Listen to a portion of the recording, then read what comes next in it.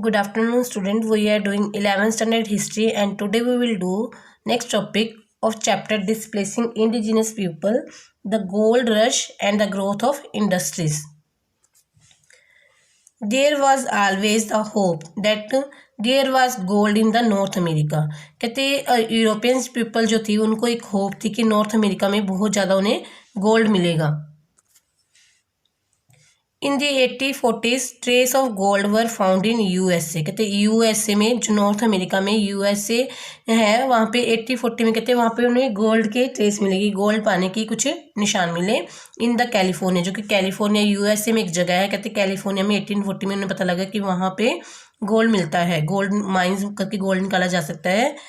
This led to the gold rush when thousand of eager European hurry to America in the hope of making a quick fortune. मतलब इसे gold rush बोलते हैं जब European मतलब horrid America की तरफ मतलब अपने फॉर्च्यून्स को बनाने के लिए वहाँ पे अमेरिका की तरफ जल्दी जाते हैं, मतलब हरिडली जाते हैं वहाँ पे. इसे गोल्ड रश बोलते हैं क्योंकि वो सोना पाने के लिए बहुत हरिडली वहाँ पे जाना चाहते हैं. This led to the building of railway lines across the continent for which thousand of Chinese worker were recruited. इसलिए क्या है कि वो आने जाने के लिए रेलवे लाइंस में वहाँ पे कंस्ट्रक्ट करते हैं कैलिफोर्निया यूएसए में कैलिफोर्निया तक जाने के लिए. तो इसके लिए वो थाउजेंड ऑफ चाइनीज़ वर्कर भी रेलवे लाइंस के लिए रिक्रूट करते हैं, उनकी भर्ती करते हैं ताकि वो रेलवे लाइंस के काम को कंप्लीट कर सके. The USA railway was completed by 1870 और 1870 तक यूएसए में रेलवे का काम जो कंप्लीट हो जाता है. दैट ऑफ कनाडा बाय 1850 और जो कनाडा में है 1850 में रेलवे लाइन का काम पूरा होता है.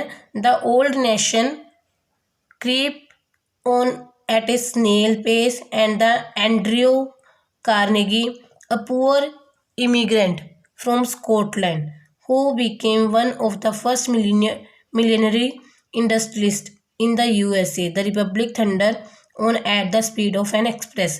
कहते जो एंड्रयू कार्नेगी होता है वो 1850 वो एंड्रयू कार्नेगी जो होता है वो क्या जो कि बहुत ही पुअर इमिग्रेंट होता है, यूरोप से बहुत गरीब. जब यूरोप से आता है वो बहुत गरीब होता है लेकिन अमेरिका में आके वो बहुत ज़्यादा रिच बन जाता है. कहते सबसे बड़ा रिच इंडस्ट्रियलिस्ट बन जाता है. वो क्या कहते हैं कि जो ओल्ड नेशन थे, पुराने लोग थे, वो स्नेल पेस से चलते मतलब धीरे धीरे काम करते थे. लेकिन जो न्यू रिपब्लिक है, नए जो गणतंत्र लोग हैं, कहते स्पीड ऑफ एन एक्सप्रेस, वो जल्दी काम करते हैं. One reason why the industrial revolution happened in England when it did was because small peasants were losing their land to big farmers.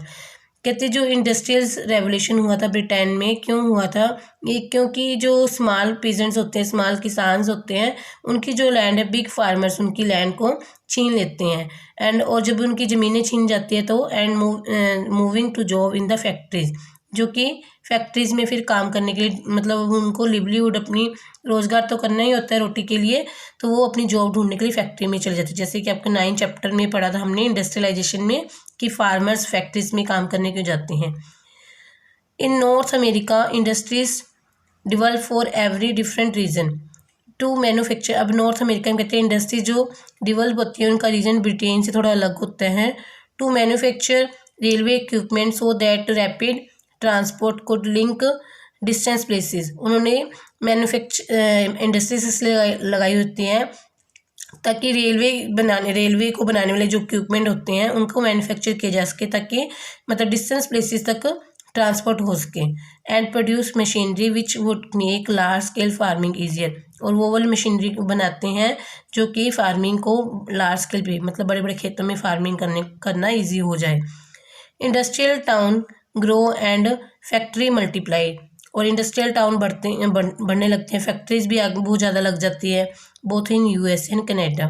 In 1860 the USA had been an undeveloped economy.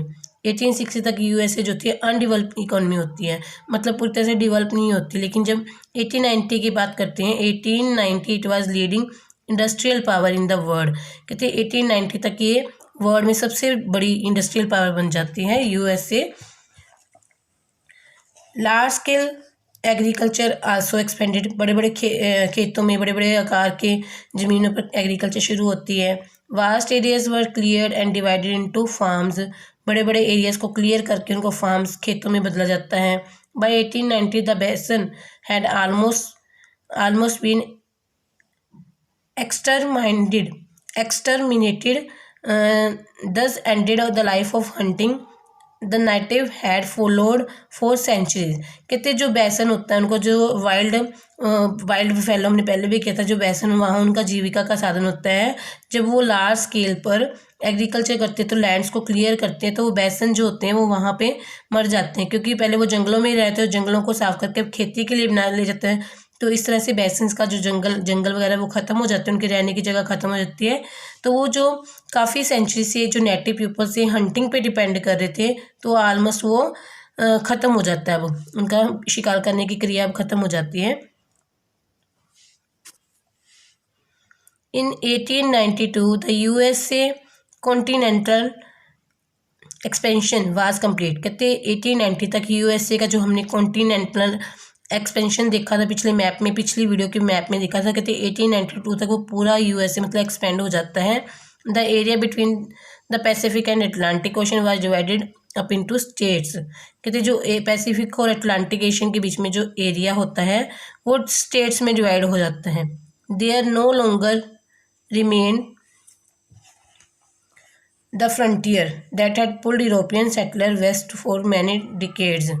अब कोई frontier नहीं रहता, मतलब सारा Europe जो है पूरा expand होके यूरोप नहीं, USA मतलब काफ़ी एक्सपेंड हो जाता है। कि जैसे कि हमने इस मैप में किया था, USA आगे आगे बढ़ के पूरा एक्सपेंड होके एक पूरा बड़ा आकार का बन जाता है। अब इसके कोई फ्रंटियर कोई फ्रंटियर देश नहीं रहते, पूरा एक बन जाता है। Okay students, it's enough for today, have a nice day.